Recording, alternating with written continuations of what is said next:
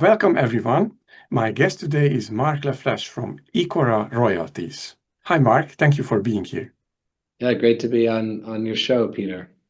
Thank you very much. I'm especially happy, if I may say a few words, because this is a very promising royalty company that is aligned with the thesis of my community, like, for example, the more electrification in the future, the coming copper supply deficit, and mining represents only 1% of the S&P 500, the lowest concentration in recorded history.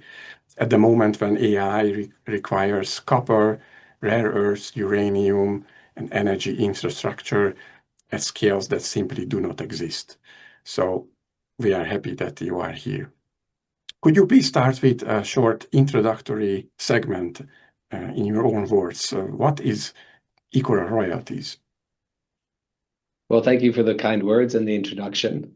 In short, we're a royalty company that, unlike many that some of your audience and listeners may have, or viewers and listeners may have come across before, Ecora is focused on critical minerals.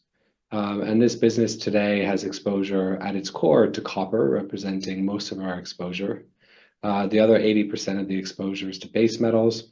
And then rounding that out, uranium, vanadium, and other key minerals required for, generally the electrification thematic. And that's really how we sought to position this business and grow it. And of course, anyone can sort of get exposure to this commodity set in a mining company, but it's a bit more difficult to get that exposure via a royalty strategy. And I think that's what differentiates Ecora relative to the much wider universe of royalty and streaming companies that exist. The business is listed on the London Stock Exchange. The ticker is ECOR. On the TSX Stock Exchange, ticker ECOR, and also trades on the or settles on the OTCQX platform for anyone who may be listening from the United States, ECRAF. And I think when we think about this company, the last point I'll make, and I'm sure we'll go into the detail here, but I think what we're most excited about today is the backdrop to this portfolio that we've assembled. And we've assembled this portfolio and these commodity exposures to some degree anticipating the longer term demand trends that would sort of materialize as we see continued electrification, whether that be from a variety of sources, from energy demand, just GDP growth and urbanization, whether that be the increasing consumption of electricity rather than fossil fuels, whether that be as a function of robotics and necessary electronics in rare earths, for example.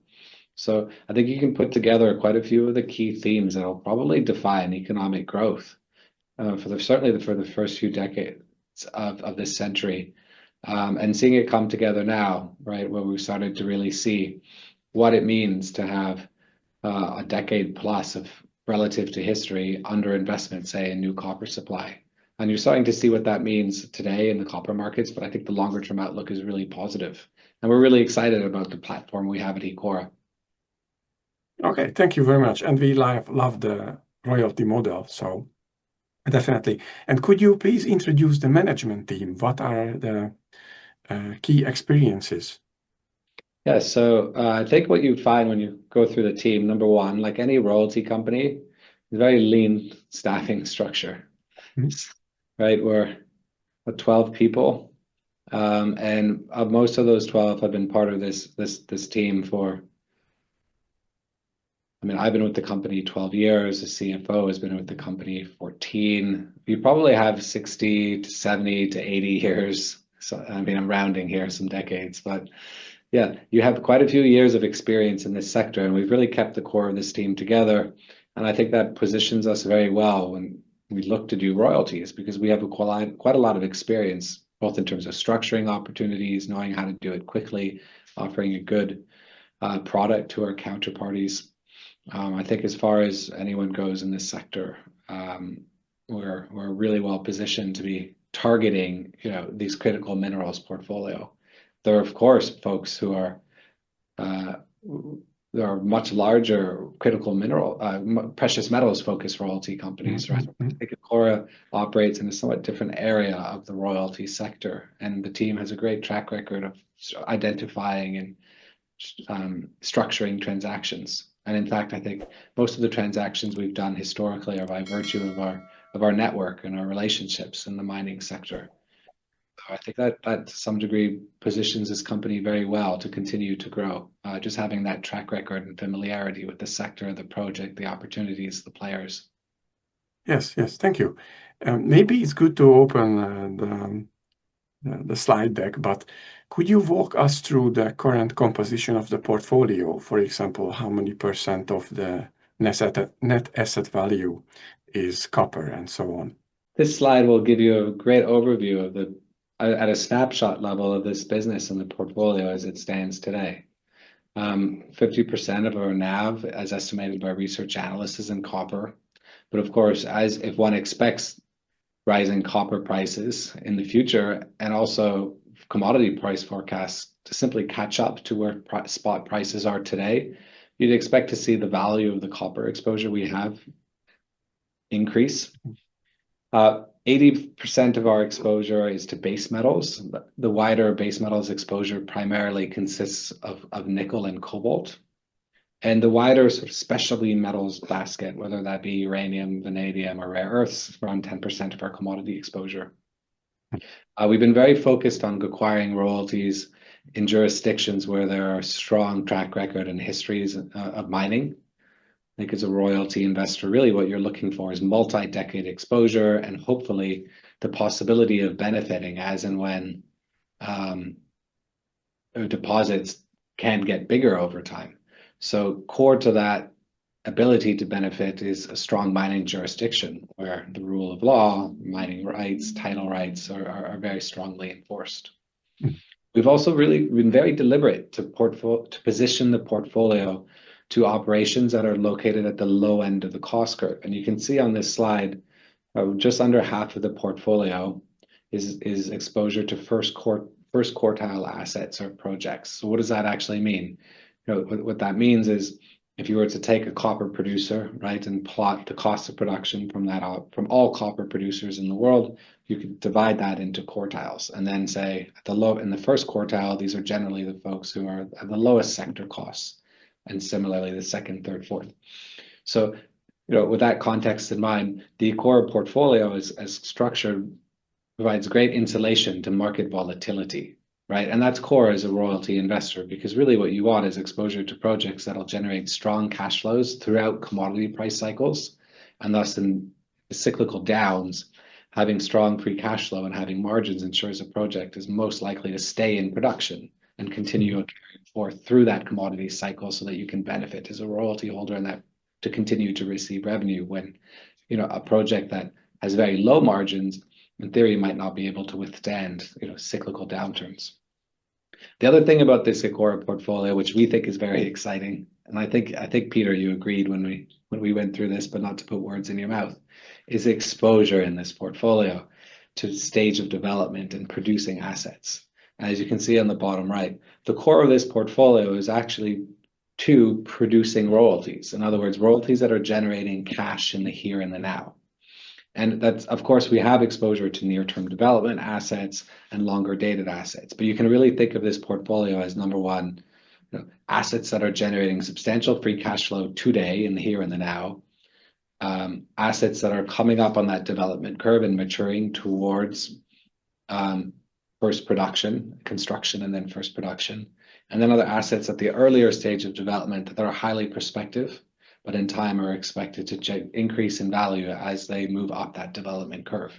And we think the Ecora portfolio composition is very, very, very attractive, given relative to the opportunity to buy the shares in the market and what's actually priced into the Ecora equity, which is something we speak about in more detail if you'd like, Peter. Yes, it's very impressive, and I will have a few more questions concerning to this. The first one would be that how has Ecora's investment profile evolved over time, and why?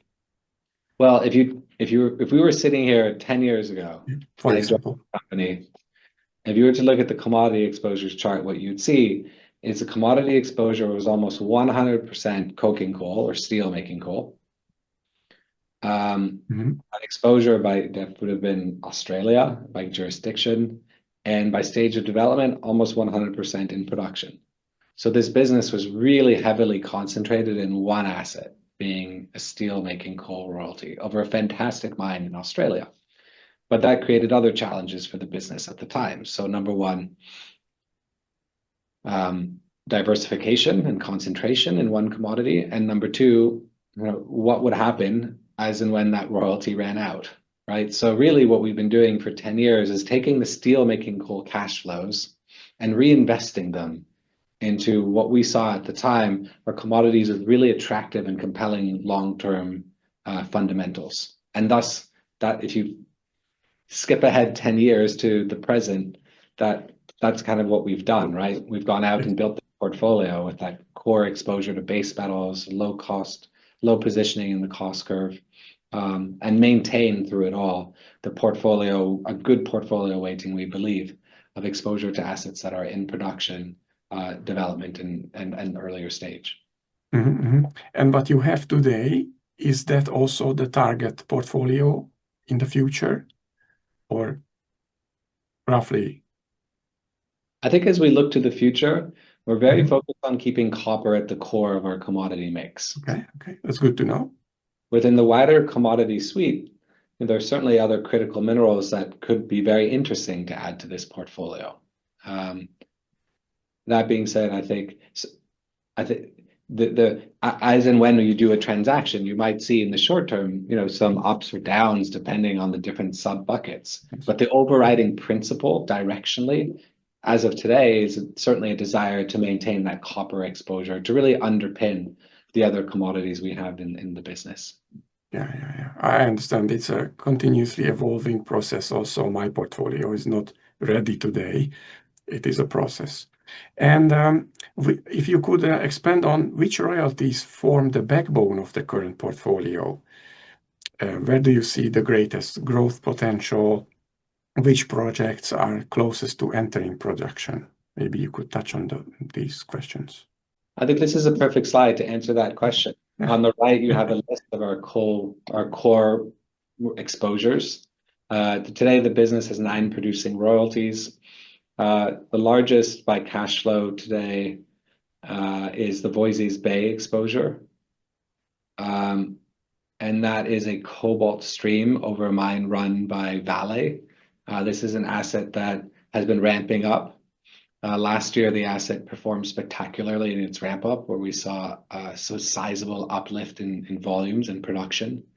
And we've also seen much stronger cobalt backdrop, where cobalt prices, on the back of a desire from the Democratic Republic of Congo to achieve better pricing in the market, imposed export quotas, which saw the cobalt price move from, call it $13 per pound at the beginning of 2025 to today's spot prices of cobalt at $28 per pound. So that's been a great performer for us, and one that has a great counterparty in Vale, but also really prospective for life of mine extension potential and upside in production as well. We have exposure to a producing copper mine owned by Capstone Copper called Mantos Blancos. This is a mine with a long track record of production. We acquired the mine the royalty, in 2019. We are delighted with how that asset has performed. We saw a really strong ramp up in production in 2025 as well. And this asset is positioned potentially for a further production expansion, and more details in relation to that possible expansion will come in a phase 2 study expected to be released by Capstone Copper sometime this year. Thank you. And could you please expand on this Capstone Copper deal? Why is it important? So, within the portfolio as well, we also have exposure to Capstone Copper's development project, Santo Domingo. This is a development stage project, although fully permitted. This is an asset that is approaching a final investment decision. The Santo Domingo project is located in very close proximity to another producing mine owned by Capstone Copper called Manto Verde. And thus, there's ample and significant synergy potential in the development of Santo Domingo relative to in the context of the very close proximity to Manto Verde. So this is certainly one to watch over the course of this year, where a number of sort of incremental steps are expected towards that final investment decision, possibly as early as this year. And then on spot prices, we sort of estimate that in the first 7 to 8 years, the royalty could generate, $30 to $40 million a year, so on average. So it's one that's quite transformational in time. That would also see a huge portion of our revenue from copper. Okay, thank you. That's very exciting. And maybe we could touch on valuation. How do you think about valuing the company today? Where do you see the gap between share price and intrinsic value, if you may tell us? And how does it look like today compared to 5 years from now? What can we expect in cash flow today and in 5 years? Just roughly, what is the idea? I think to contextualize that a little bit, Peter, Ecora, as I mentioned, has really been transitioning. It's a story of transitioning from steel-making coal, which is really out of fashion and not that interesting to many investors, to this portfolio of critical minerals. And 2025, in many ways, I think is an inflection point for this portfolio's transition. And as we've seen a big ramp up in cash flows from our critical minerals portfolio over the course of 2025, it's really accelerated this perception change in Ecora from something that's not that exciting, steel making, to something that's much more exciting, critical minerals, and in particular copper. So from a valuation perspective, I think what's most appealing to me personally, having bought a number of Ecora shares myself in the open market the past few years, has been the opportunity to buy the equity historically for less than the value estimated of the producing asset base. And the Ecora share price of late has performed quite strongly. That being said, the opportunity still exists for an investor to acquire exposure to our portfolio for less than the estimated value of the whole. And thus, by acquiring shares in the market today, the value opportunity is to get some of our very exciting development royalties completely for free. And that's quite unusual in the royalty sector. So I think as you look forward to the next 5 years, as and when we see developments that are expected to come through in the development portfolio, key milestones, catalysts, ultimately culminating in FID decision and first production, you'd expect to see the valuation of the near-term development assets expand in the share price as they're de-risked. And that's the opportunity, I think, today. Number two, when I think about valuation, there's also the question of trading multiples. And historically, Ecora cash flows were primarily dominated by a very short life coal-making royalty. So you'd expect those cash flows to have low trading multiples. As you pivot forward the next few years, what you see is a revenue complexion change to not only critical minerals, but to royalties whose lives you measure in decades.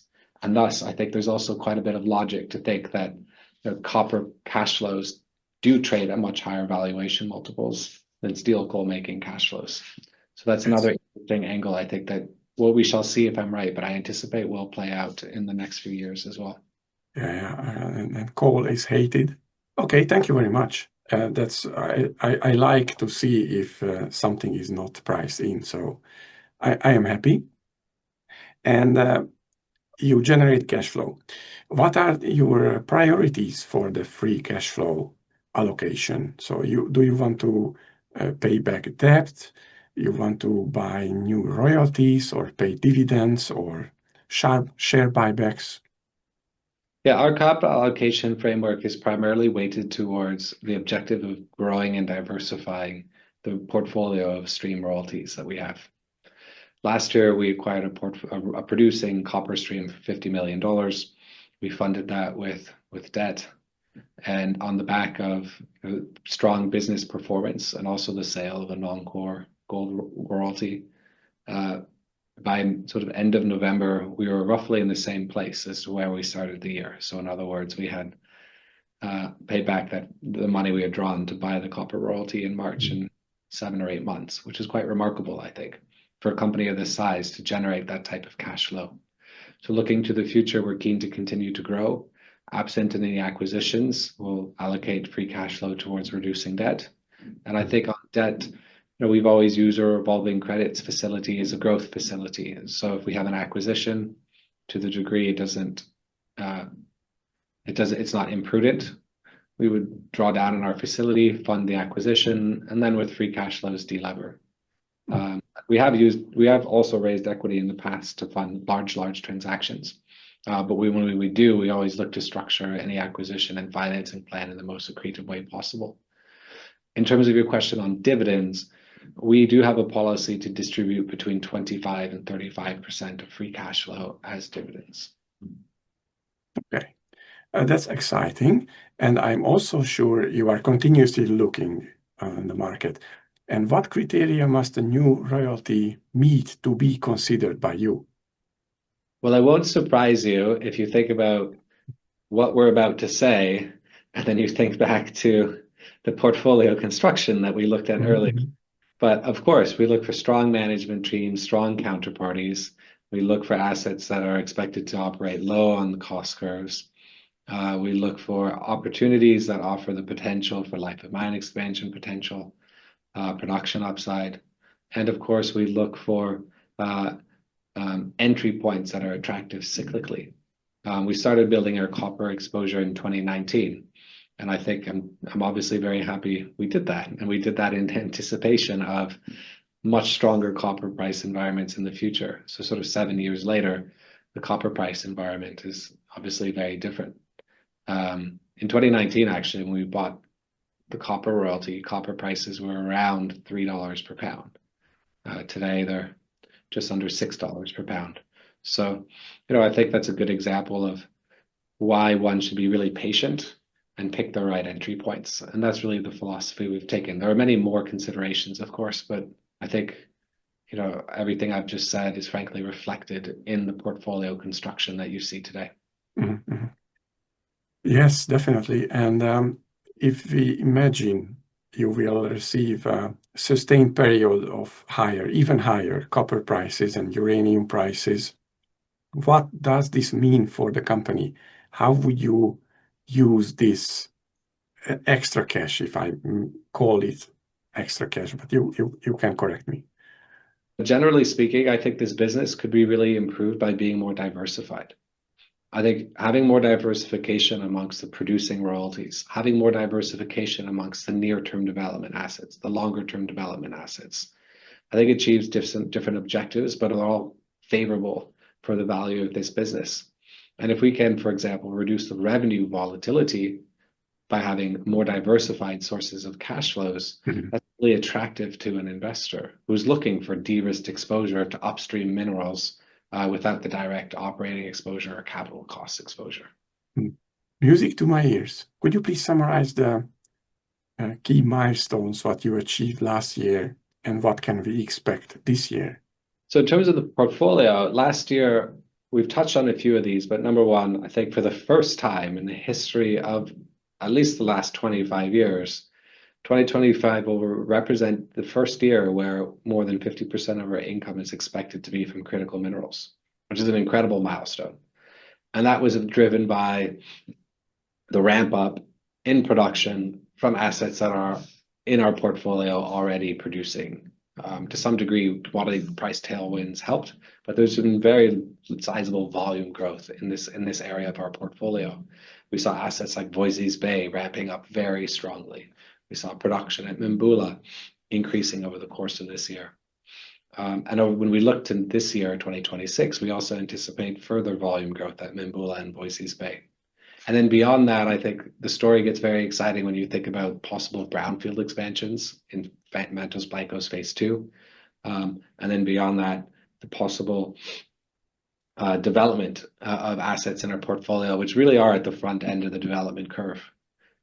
Something that's slightly longer dated, but still equally exciting, are the developments at NextGen's Patterson Corridor East, where NextGen, sort of $5-6 billion business listed on the TSX, primarily as a function of the Arrow project, has discovered something very close by to Arrow, which appears to be as incredible has the Arrow deposit in Patterson Corner East. And last year, NextGen did incredible work further drilling out that resource, well, drilling out and understanding the geology. And NextGen has again announced this year, and I mean, 44, 42, 40, so slightly over 40,000 meter drilling program, bigger than last year. And we're really excited to see how that resource takes shape. There's much more in this portfolio beyond that. I think, I'd invite anyone who would like to spend more time on it to refer to this slide. And if you have any questions about the portfolio, the asset base, don't hesitate to reach out to ir@ecoraroyalties.com. Yes, we have now limited time, but we do our best to cover the basis. What could go wrong? What are the potential risks, except the metal prices, of course, and how do you mitigate those risks? Yeah, so I think on an asset level, look, mining is not a risk-free business, right?